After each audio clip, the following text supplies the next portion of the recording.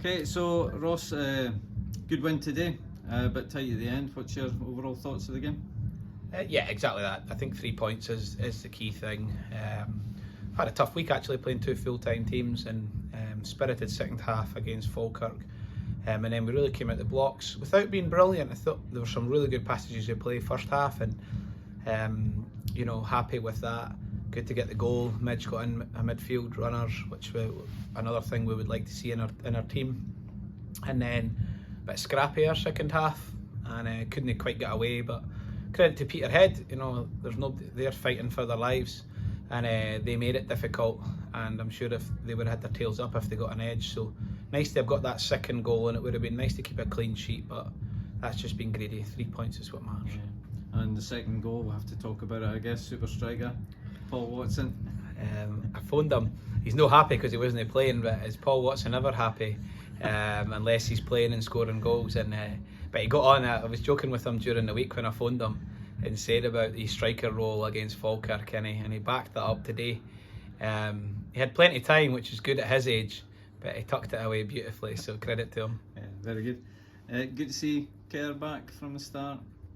I think there was loads of individual stuff, but sentimentally, but also play-wise, that was outstanding. For the injury that Kerr got, the guys are giving them a ripple of applause in the changing room just because of how committed he came back, because it's a tough injury to come back from. I haven't done it myself, but you can only imagine. And he came and headed every single ball that was out there. And the team need him. That aggression has been a critical part at the back, has been a critical part of our success. And so he was brilliant, and credit to him. Yeah. Just to take you back to Tuesday, obviously we never got a chance to speak to anybody Tuesday. The game, obviously two completely different halves against Falkirk. You must have been disappointed with the first, but impressed or delighted with the second. Obviously came close in the end to getting something out of the game. Probably worried would be the feeling at half time, the emotion at half time. Just because we were just a bit, we put everything we could into the Airdrie game, even if you jump back further, pushed. 3-0 was flattering, but they deserved to win. But we were pushing to get them, so they got. So when you put all your eggs in that basket to try and get a result, it's hard, and maybe that showed on the Tuesday. A couple of injuries short, and just a bit low in form. But brilliant resilience to come back, and our striker, Paul, should have done better. No, I think it was more the second half performance which was key and set us up for today. So that's something to build on in these last 3 games. And Sean Dillon today playing in place of Andy Steeves. So you can talk about Sean if you want. I was going to ask you just about Andy and how he was.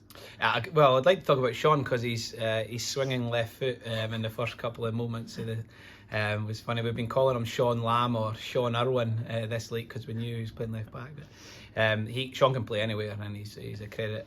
He's 40 this summer, and not many 40-year-olds are playing, so credit to him for doing that for the team. Andy tweaked something, but true to what Andy's like. He's may already been in the gym countless amount of times, and he may make the Alloa game, and which is brilliant. So shame to be missing him because he's played the most minutes and the most games this year, but nice to see other people stepping in, and got more of a squad back now. Lewis missed out through illness, which is sad because he would have started today.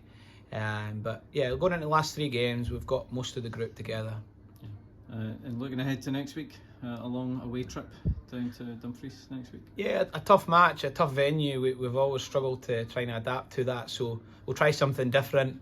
And maybe with the shackles being off with the pressure of trying to push for the playoffs, we can actually play a bit free and try and get a result. But you saw, although they got a poor result today, their form has been pretty terrific to push themselves above us in the league. So it's a tough place to go and a tough opponent, but we'll prepare well and give it our best. And just finally, a word of thoughts around Liam. Obviously not being here today, the sad news during the week. It must have been quite an emotional place in the dressing room right now. Somewhat. It has, absolutely, and I could probably play it down, but let's not.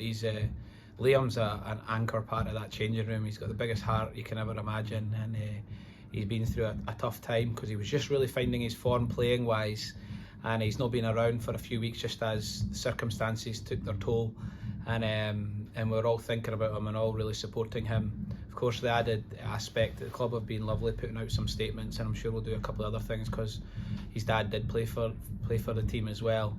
But nice to see all the Montrose community all rallying around Liam, and he knows that, and he's grateful for that support. Perfect. Thank you, Ross. Cheers.